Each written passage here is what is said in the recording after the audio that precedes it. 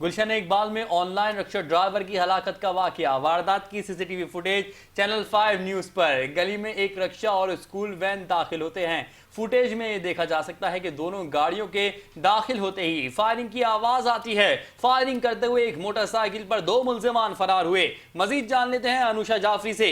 जी अनुषा, बताइएगा इस हवाले से। बिल्कुल, देखिए गुलशन इकबाल में जो है वो डकैती मजाकत पर ऑनलाइन रिक्शा ड्राइवर की हलाकत का ये वाकया है। वारदात की सीसीटीवी फुटेज जो चैनल 5 न्यूज से हासिल कर लिए। फुटेज में देखा जा सकता है गली में एक रिक्शा और स्कूल वैन दाखिल होते हैं। दोनों गाड़ियों के दाखिल होते ही फायरिंग की आवाज आती है। फायरिंग करते हुए एक मोटरसाइकिल पर 2 मुल्जिमान फरार हुए हैं। फुटेज में देखा जा सकता है दोनों मुल्जिमान ने कमीज शलवार जो है वो पहना है और हाथ में पिस्टल दी है। मुल्जिमान जो है वो दीगा कॉम्प्लेक्स वाले रोड पर फरार हुए हैं। पुलिस ने जय बकवा से 9mm पिस्टल का एक जिंदा गोली और दूसरा खोल जो है वो बरामद किया है।